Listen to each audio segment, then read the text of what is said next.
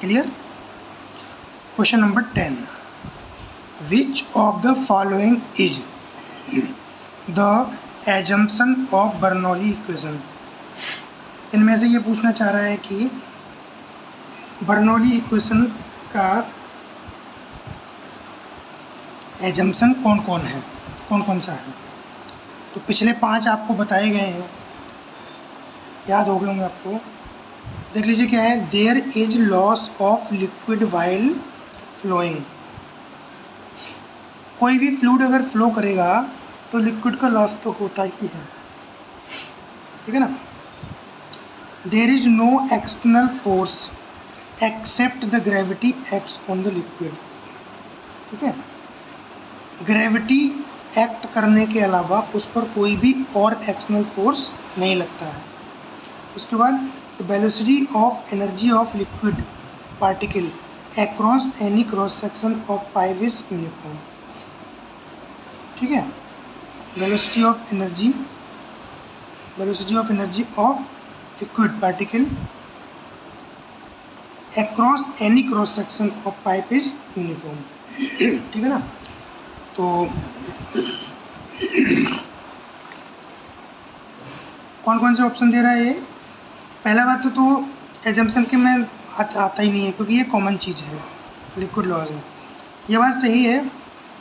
तो इस पर ग्रेविटी फोर्स एक्ट करती है और उसके अलावा कोई और फोर्स नहीं एक्ट कर रहा होता है। तो एक तो बी ऑप्शन सही हो गया। दूसरा कौन सा है, वेलोसिटी है, ये भी सही है। क्या है, जो रिमेंस कैसी रहती है, यूनिफॉर्म रहती है, कांस्टेंट रहती है, ठीक है। तो ऑप्शन बी एंड सी इसके करेक्ट हो गए।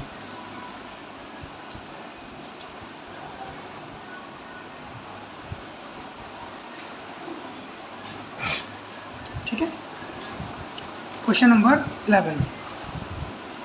क्वेश्चन नंबर 11 क्या कह रहा है, Bernoulli equation can not be applied when the flow is. अब ये फ्लो से संबंधित कोई बात करना चाह रहा है कि बर्नौली इक्वेशन को कब अप्लाई नहीं किया जा सकता है, व्हेन फ्लो इज। कौन सा टाइप का फ्लो, देखिए, रोटेशनल फ्लो हो, टर्बुलेंट फ्लो हो और अनस्टेडी फ्लो हो। एजम्पशन में हमने बोला था कि फ्लो शुड बी कैसा होना चाहिए, स्टेडी और इररोटेशनल और स्ट्रीमलाइन फ्लो, ठीक है। तो इसमें से कोई भी ऑप्शन नहीं है। कौन सा वाला, एजम्पशन में जो बोला गया उनमें से कोई भी ऑप्शन नहीं है। यहाँ तो क्या बोला है, रोटेशनल फ्लो के अंतर्गत भी बर्नौली इक्वेशन को अप्लाई नहीं किया जा सकता, टर्बुलेंट के अंतर्गत भी नहीं किया जा सकता और अनस्टेडी के अंतर्गत भी नहीं किया जा सकता। इसका मतलब है कि ये सारे के सारे ऑप्शन सही हो गए, ऑल ऑप्शंस आर करेक्ट। इसके लिए, इस वाले स्टेटमेंट के लिए जब ये पूछना चाह रहा है कि Bernoulli equation can not be applied when the flow is, ठीक है। Question number 12। क्वेश्चन नंबर 12 आपसे क्या कहना चाह रहा है, Bernoulli equation deals with the law of conservation of. अच्छा, ये चीज़ आपको याद रखनी है, ठीक है, हमेशा बहुत इंपॉर्टेंट चीज़ है। Bernoulli equation deals with the law of conservation of. Bernoulli equation में हम फ्लूइड फ्लो में फ्लूइड पार्टिकल्स की एनर्जी की बात करते हैं, जो कि हमेशा कंजर्व रहती है। इसको हम क्या बोलेंगे कि ये जो बर्नौली इक्वेशन है वो law of conservation of energy को डील करती है, ठीक है ना। या फिर law of conservation of energy के सिद्धांत पर आधारित होती है कौन, Bernoulli equation. Clear. Question number 13। Any fluid flow follows. कोई भी फ्लूइड फ्लो होगा वो क्या फॉलो करेगा, देखिए, Bernoulli equation, Newton's law of viscosity, Darcy equation, continuity equation, ठीक है। कोई भी फ्लूइड अगर फ्लो कर रहा है तो वो दो चीज़ों को फॉलो करेगा। पहली चीज़ ये है कि वो माना कि ये कोई क्रॉस सेक्शन है, यहाँ से फ्लूइड को अगर फ्लो कर रहे हैं, तो जब फ्लूइड फ्लो कर रहा है तो उस वक्त वो कंटिन्यूटी इक्वेशन को जरूर फॉलो करेगा, जो कि क्या होती है, रो A1 V1 equals to row A2 V2, या फिर A1V1 इक्वल्स टू A2V2। ठीक, सिंपल भाषा में AV कांस्टेंट, मतलब product of area and velocity remains constant. Area किसका? क्रॉस सेक्शन का। V वेलोसिटी किसकी? फ्लूइड की। ठीक है, उसके बाद फ्लोज पे डिपेंड करेगा कि बर्नौली इक्वेशन को उसमें हम अप्लाई कर सकते हैं कि नहीं। ठीक है ना, वो एजम्पशन वगैरह देखने के बारे में बता देते हैं। फिलहाल कंटिन्यूटी इक्वेशन को तो हम अप्लाई कर ही सकते हैं। Bernoulli theorem is applicable for, फिर से वही, streamline flow, steady flow, turbulent flow, perfect incompressible fluid flowing in continuous stream. ठीक है ना, तो फ्लूइड कैसा होना चाहिए? उसके लिए इनकम्प्रेसिबल होना चाहिए। ठीक है, तो इसमें ये वाला ऑप्शन ठीक लग रहा है, स्टेडी फ्लो। ठीक है, क्वेश्चन नंबर 15, इसमें क्या कह रहा है? The rate of change of momentum represent the, इसको याद कर लीजिए, rate of change of momentum का जो चेंज होने की दर है, ठीक है, वो किस चीज़ को रिप्रेजेंट करता है? ये करता है टॉर्क को। Torque applied by the fluid के द्वारा जो टॉर्क मतलब कपल ऑफ फोर्सेस, जो टॉर्क होता है ये क्या होता है? Coupling force. कैसा होता है? Coupling force. ठीक है, तो ये दूसरा कौन सा होगा? Torque applied by the fluid. Clear? चलिए आगे बढ़ते हैं। क्वेश्चन नंबर 16, ये क्या कह रहा है? When a liquid rotates at constant angular velocity about a vertical axis as a rigid body, the pressure. Question ध्यान से समझना।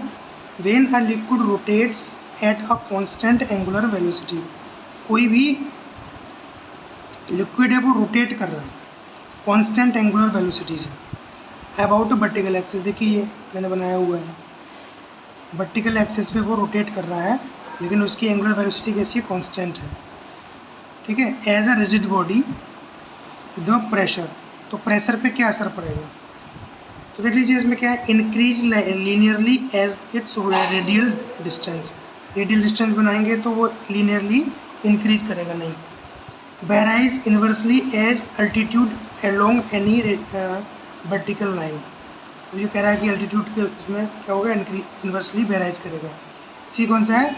Varies as the square of the radial distance, decrease as the square of the radial distance. ठीक है, तो इसका एक relation होता है, देखिए p y rho g equals to h. ये क्या है? प्रेशर हेड है, एच इसको लिख दिया, और ये होता है r square omega square upon 2g। ठीक है, आर जो है वो क्या है? रेडियस है, और जो ओमेगा है ये है रेडियल वेलोसिटी। तो इन दोनों के का स्क्वायर जो है r square omega square upon 2g, ये कह रहा है। तो यहाँ से जो हमें रिलेशन निकल के आएगा, ठीक है, देखिए v इक्वल्स टू होता है 2gh, क्या होता है? 2gh, और इसको हम WR भी लिखते हैं, ओमेगा आर। तो 2gh, इसकी स्क्वायरिंग कर दी, h इक्वल्स टू हमें कहाँ से क्या मिल जा रहा है? Omega square upon 2g। अब कौन सा वाला मिल रहा है? Varies as the square of the radial distance. ठीक है, तो रेडियल डिस्टेंस कौन सा है? r। ठीक है, इसके स्क्वायर से ये क्या करता है? वेरी करता है, varies as the square of the radial distance. तो इसका ऑप्शन नंबर सी आपका कैसा हो गया? करेक्ट हो गया। ठीक, question number 17, the rise of liquid along the balls of revolving cylinder. कोई भी सिलेंडर क्या कर रहा है? रिवॉल्व हो रहा है। ठीक है, उसमें जो उसकी बॉल्स में जो लिक्विड राइज कर रहा है as compare to depression at the centre with respect to initial level. ठीक है, सिलेंडर जब मूव कर रहा है तो बॉल्स में क्या, बॉल्स में जो लिक्विड राइज कर रहा है और जो उसका सेंटर है ये क्या हो रहा है, बताना चाह रहा है कि वो डिक्रीज कर रहा है, डिप्रेशन मतलब घट रहा है, ऐसे इधर घट रहा है और बाउंड्री पे ये बढ़ रहा है at the centre which with respect to initial level is. तो कैसा होना चाहिए ये, सेम, जितना इंक्रीज करता जाएगा उतना वो डिक्रीज करता जाएगा। The rise of liquid along the walls of revolving cylinder as compare to depression at the centre with respect to initial level, initial level से वो कैसा होगा, सेम ही होगा। Question number 18, which one of the statement is correct for the force vortex. Force vortex क्या होता है, देखिए इस टाइप से होता है बबर।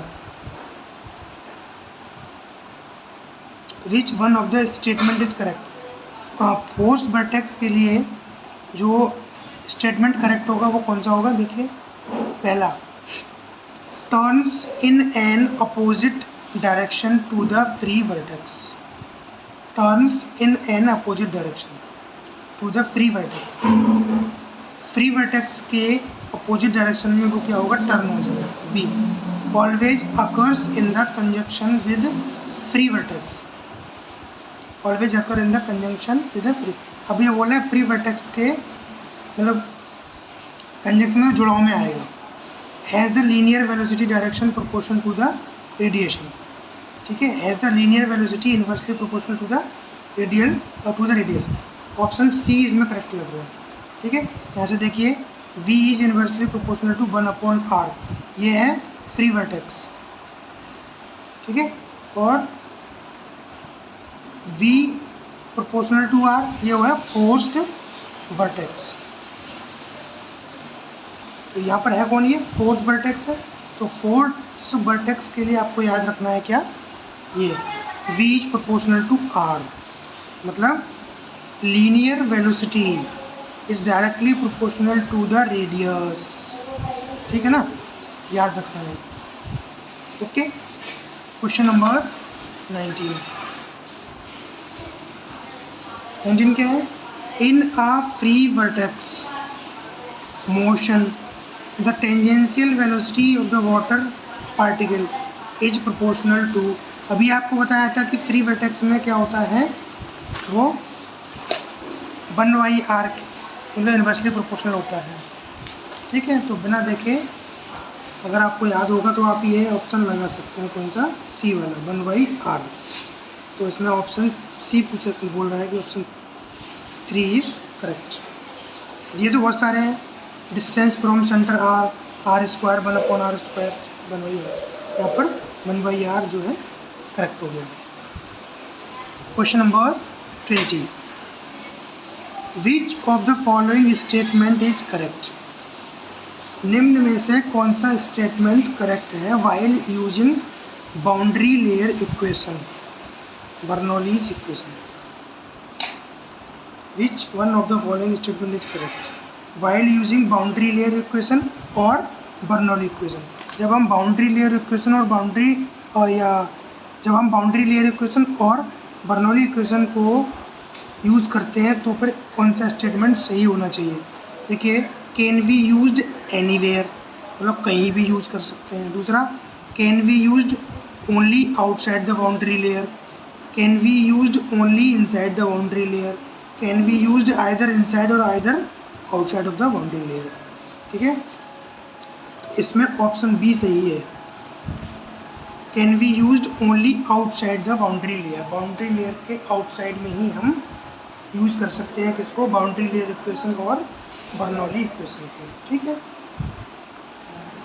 तो आई थिंक ये 20 क्वेश्चंस की सीरीज आपको समझ में आ गई होगी, इसको अच्छे से कर लें, ठीक है, और पिछले वाले लेक्चर्स भी देखते रहें।